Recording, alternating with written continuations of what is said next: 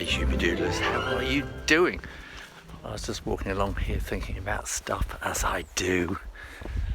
There's a bit of chilliness in the air. Autumn is definitely on its way.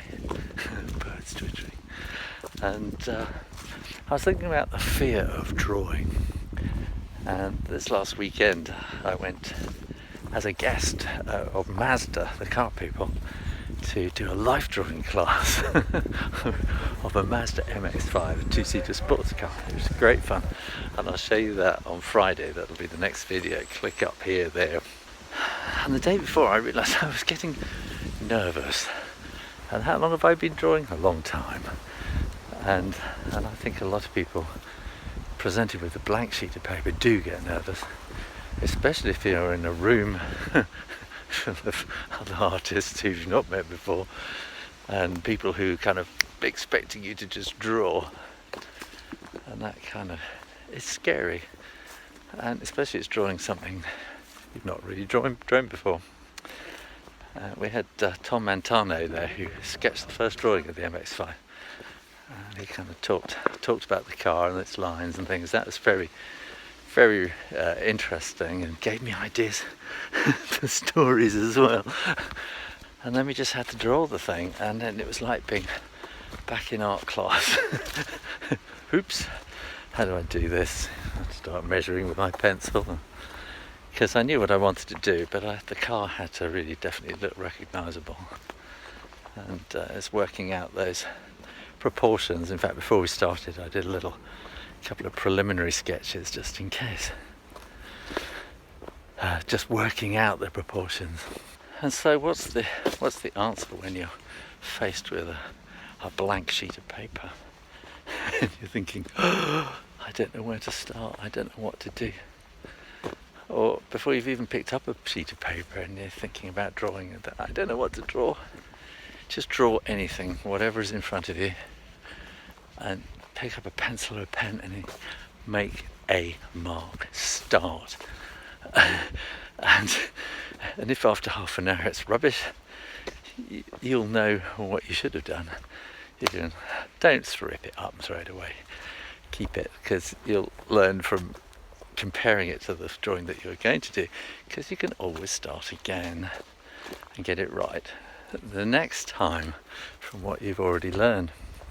And you quite often find you go halfway through the second drawing and think, actually the first one wasn't that bad, and you go back and think, it's actually much better, and I'll go and finish that one rather than the second drawing, because you just get wound up in it. And sometimes you just need to kind of step away from the paper sometimes. And then there's that thing of drawing in public.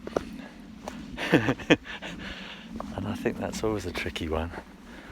And I always remember when I was about 18, there were two things probably about the same time actually, and I was at the seaside with my friends, and there was this artist painting. I just went and sort of sat down and watched, and his wife was there with him. They were just having a time. I was just chatting to him, and he chatted back, and we kind of talked art, and he was obviously much better, much more experienced than I was.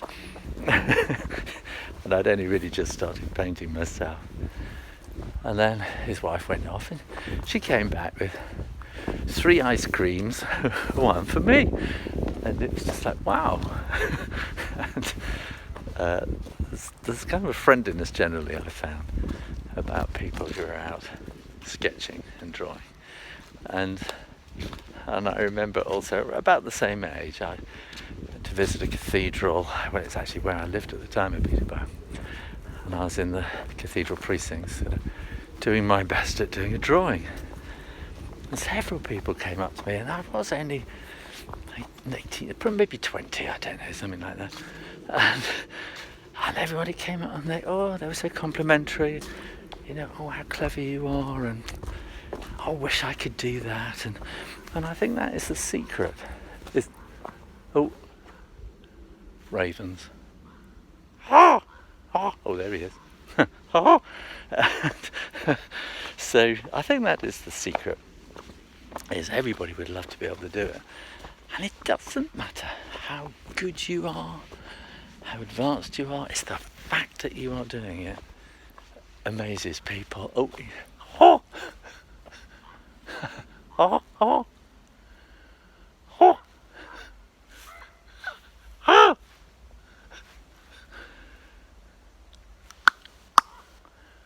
oh, oh, oh. Ravens make such a funny noise. Oh, oh, oh, oh, oh, oh, oh. He's up there somewhere.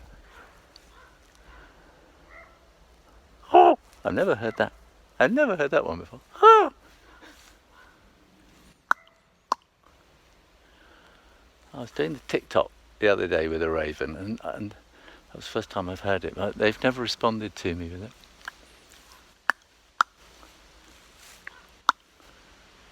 Oh.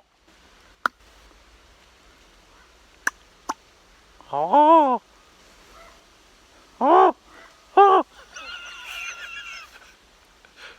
Anyway, I do this. I talk to the ravens. So, yeah, so I think the thing is this, that, that people are just amazed that you actually draw, and especially that you would draw in public, and that you are investing time and effort in doing such an incredible thing. And it's such a simple thing, and yet people know exactly how hard it is because they've tried, and they gave up when they were 10 or something like that, and every now and then they've tried and they've realised just how difficult drawing is, and you've somehow mastered this thing which is primal. This is what cavemen did on their walls. It's what humans do. They pick up a stick and they make marks, and you're doing it. You might not think you're doing it well, but you are, and you're doing it much better than everybody else, just by the fact that you're doing it. So the thing is, pick up a piece of paper, get a sketchbook, something, a pencil, pen, anything. Just go out, sit in a cafe or something, and just draw. And don't be scared.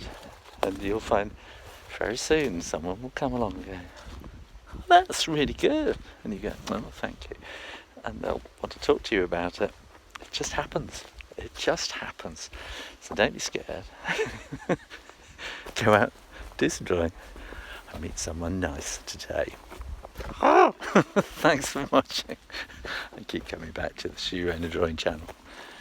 And if you're not subscribed, click down here and make sure that you are, and keep coming back for lots more videos about drawing and stuff.